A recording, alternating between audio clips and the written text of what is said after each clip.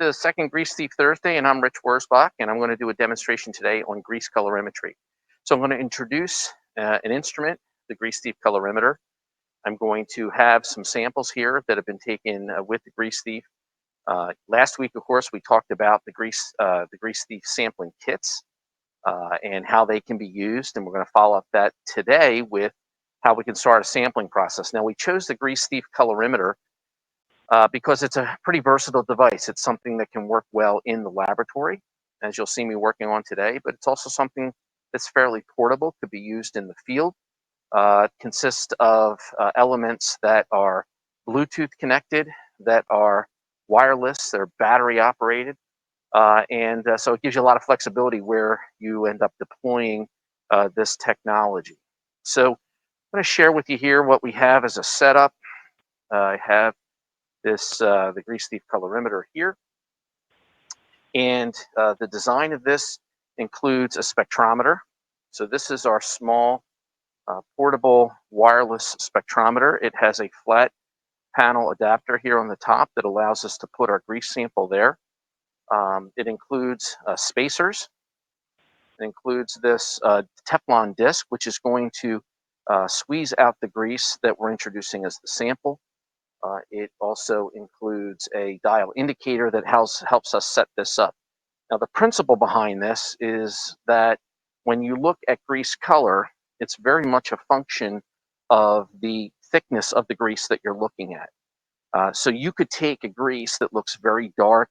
It's maybe been in the machine a while, it's been aged, and it might look dark brown, perhaps almost black.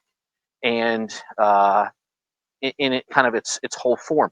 And then you'll take that same grease and you'll just wipe that in a very thin layer, especially on like a white background, like a clean white rag or a white piece of paper.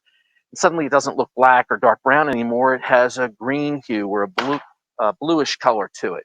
And in that case, you're going to get a better idea what's going on. So what we have found is if you truly want to measure grease color, you have to control parameters. You got to control the ambient light and how that influences what you see with the appearance of the grease. And you have to control the presentation of the grease or its thickness.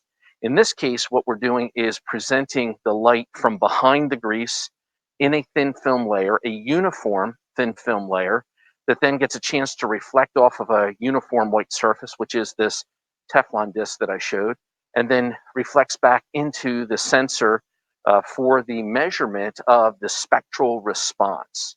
So this is what we're going to be able to show you here. The first step of setting up the Grease Thief Colorimeter is to use the spacer.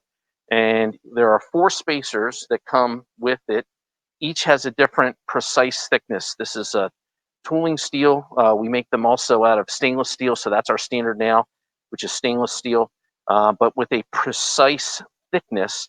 And this first one, its thickness is set up so that I can zero out the instrument. So the one that is marked A will be my zeroing spacer. Now here is the spectrometer with the securely installed the flat panel adapter, and that's going to lay here on top of that spacer.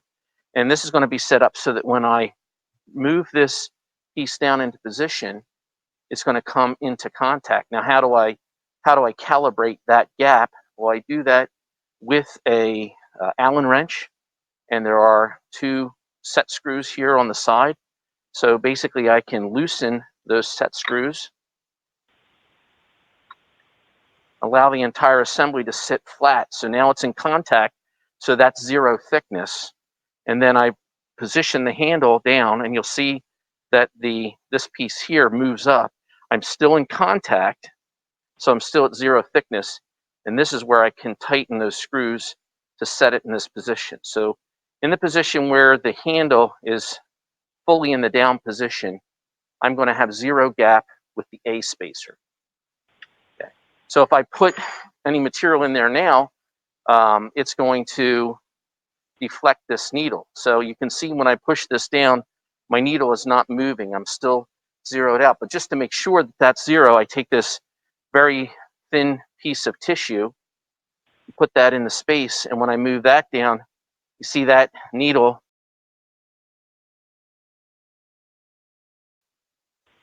moves about a thousandth of an inch. Okay, so that tells me that I've got this zeroed out. Now what I do is remove that spacer and replace it with my D spacer. And the D spacer is the smallest spacer. Therefore, when it's put into position, I end up with the largest gap. So in this position, I'm going to have 35 thousandths of an inch, which is about a millimeter. Okay, so maybe it's a little bit less than a millimeter. So now when this is fully in the down position, that's going to be a 35.0035 inch gap. And I've set my device up now to create that thickness of grease. And so I can start the process with my sample. Now here's a sample that could be taken from one of our Grease Thief kits. It gets stored in this protective tube, a shipping tube. I can remove the cap. This one happens to be a baseline grease. Now, I'm using this today with a product called Vigo Grease. Vigo Grease is very commonly used in robot greasing for 6-axis robots, commonly used in manufacturing, auto manufacturing, that kind of thing. And this Vigo Grease is a very popular grease for that. You can see even here, its color is kind of a yellowish tan color. And that's going to be my starting point. So I can remove my Grease Thief cap. Take this open window area here and just dab a little bit from the Grease Thief right onto that surface. So the Grease Thief itself, the sampler, is really convenient to place a small amount of grease. And notice the majority of my sample is still retained. So it doesn't use up much grease in the process. Now that little dab that's on there gets placed into position. And now when I push this handle down, I'm going to squeeze the excess grease out of the way and leave a thin film for this optical channel. Now I want to demonstrate a few things before I do that. First, I'm going to switch up to my standard color sensor. And this now gives me the ability to connect wirelessly. So I have this battery operated Bluetooth capability. I press on this attachment here, and it allows me to connect to my nearby sensor. And I want you to watch here. I'm not going to take a measurement, but I am going to actuate this one, and you can see that light up. Okay, so for a second there, that lit up, and you did get a response here. It really looks black because in this open configuration, that light was not reflecting off the surface back to the sensor. It was just scattering out into the room. So I want to go ahead and take a new reading, and this new reading, I'm going to make this reading with this in the down position. So before I do that, I'm going to set up my, for me is my favorite measurement mode with this device. And that is called the compare function. And now you can see on the screen in the compare function, I have two halves to this color display. And I can create a library where I can use some saved colors that I might have from historically. I've looked at different greases, and I give them, in this case, in our database, we give them all different numerical values, and that is a barcode scan back to what's in our database. But we can look through there, and we can either give them names or individual numbers. And the idea here is that we would match up what is the new grease that we want to compare this to. Now, in this case, this really is our new grease. So instead of using a saved color here, I'm going to select the left side, and I'm going to say scan for this. Now I'm going to move this into the down position, the Grease Thief Colorimeter. So now I've created my 35 thousandths of an inch gap. I hit the scan button, and I've now created a baseline for that grease. That's what that grease looks like under these controlled conditions when it's new. So it squeezed that out, and it's now I'm going to have a little bit of grease here on this surface that I'm going to clean and wipe away. And I'm going to do the same thing to my Teflon block. The nice thing about Teflon is that it is a very white surface, and I can periodically do a background check so that I just get that white Teflon block response with the zero gap, and I know that I have good clean surface here. So now I've reset my measurement, and again, this was at 35 thousandths of an inch, and I have it for that new grease. And as I look through my samples here, here's one that's coming from a robot. J2 tells me it's from joint number 2 in the position out of 6 of them for a particular robot, and it doesn't quite look the same. This grease started the same color as this, but you can see that there is some darkening here. Now, what does that darkening mean? I don't know yet, but I know it means something. What I will be able to do with this device is to create some numerical comparison to that new fresh grease. So I again remove the cap here, take the clean surface that I have, and I just push down on the handle a little bit of the Grease Thief, and I dab a little bit on the end. Really about 1/10 of a gram of grease is all you're going to need to do this color test, perhaps even a little less than that. The Grease Thief, when it's full, is 1+ grams, so we'll have plenty to work with. So now I want to compare this new sample to the old sample. I'm going to click on the right side. It's going to give me the option to scan this. So I move down into the down position on the Grease Thief analyzer.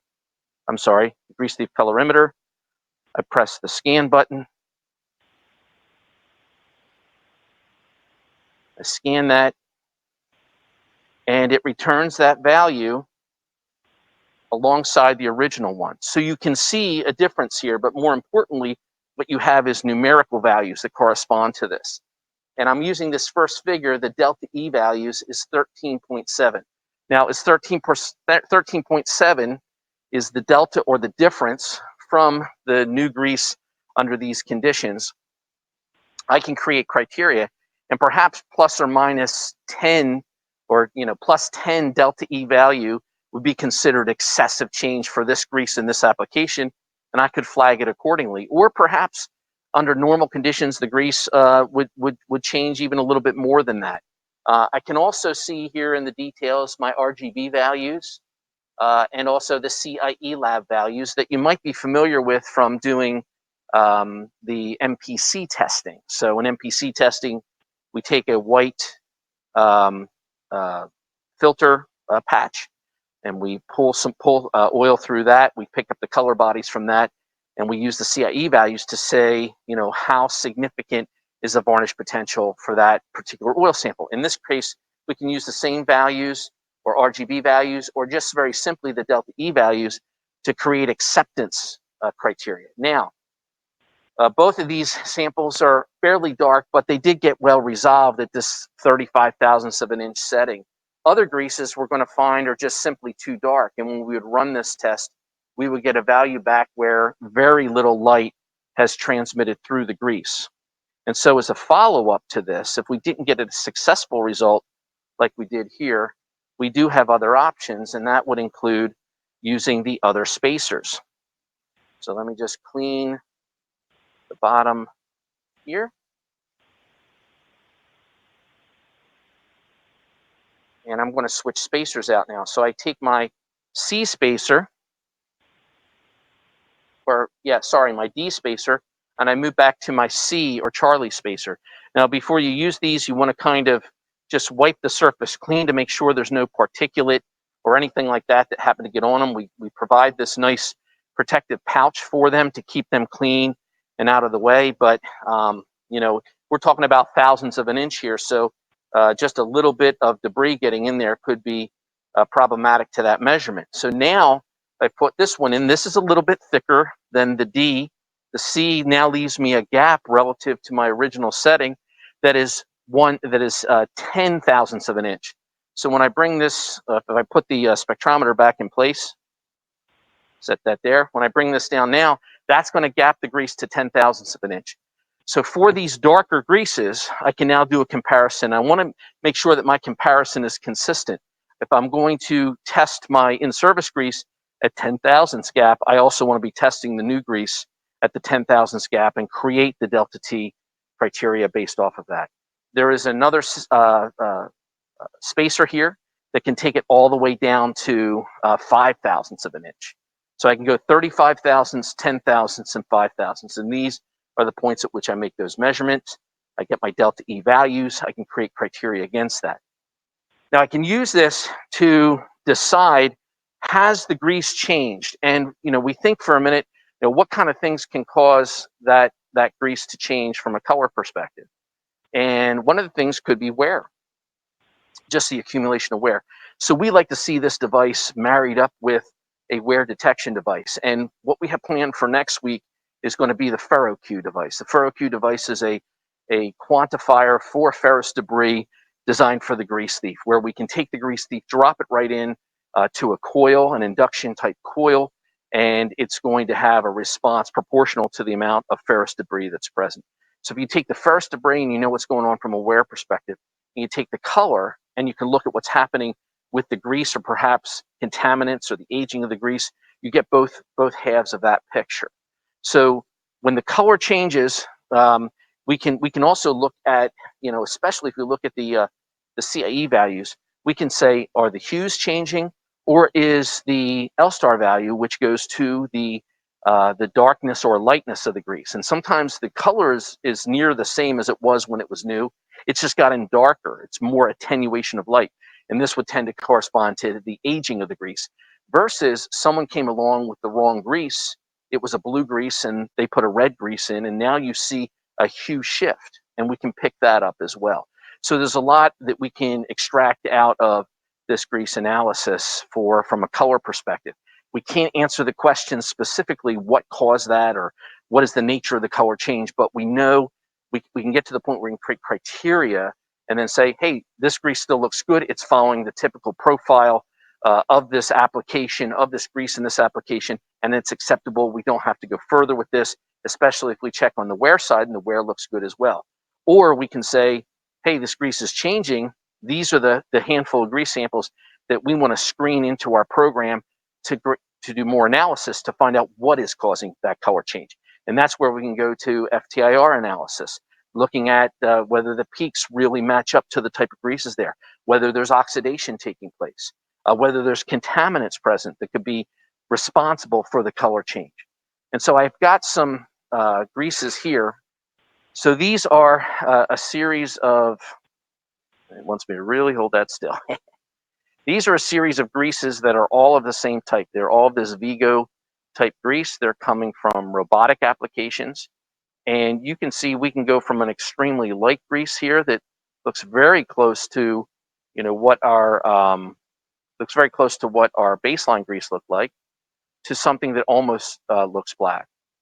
And I apologize for the focus there. I thought that might come in a little bit better. But we can then use that to screen out these samples. And the presentation of the greases here was done from the dye extrusion process. In the Grease Thief analyzer, we're extruding the grease out using a dye extrusion process. So you've got your Grease Thief here, you've got some red grease in here, and here's our extrusion dye. That's going to go into this part of the analyzer. We're going to have our plate here with the plastic substrate. The grease is going to squeeze out onto that surface, and a couple things are going to happen out of that. One is that we're going to measure the force of extruding the grease and compare that to the new grease to get a sense of the consistency. All with 1 gram of grease, we're going to be able to tell consistency. Has it increased or decreased? Has it gotten softer? Is it shearing? Is there more solids in the grease that's causing it to thicken up and be harder to extrude? We're going to have numerical values for that again, we can create criteria for and judge whether that grease is suitable for continued service. Out on the substrate, this is what I wanted to show you is what is here on the table, where we had these different colors of grease, and we can look at those. We can take those individual samples and do additional analysis. FTIR, we can look at the ruler values and measure the antioxidants. We can look for other indications of contaminants getting in the grease. We can look beyond the ferrous wear at that point and look at the non-ferrous, look at the additives. Maybe there's been a mixture with other greases or other substances or materials that might be present in your plant. And as we go through our series here of these Grease Thief Thursdays, we'll also get into particle counting, and you can see the camera here that allows us to watch this substrate as it comes by, size, count the particles, and give a sense of the cleanliness of that sample. So this is a versatile setup back to the colorimeter. And of course, our primary goal in this is creating a capability of measuring greases. But there's some other things that you can do once you have this device.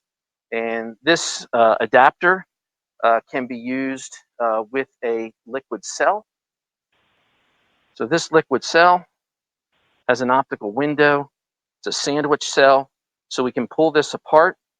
We can put a drop of oil or coolant in here, slide that into this drawer, and we now have a surface and a presentation with a white reflection background where we can put that same colorimeter right on that and measure the color of that defined thickness oil or grease, oil or coolant, maybe even fuels.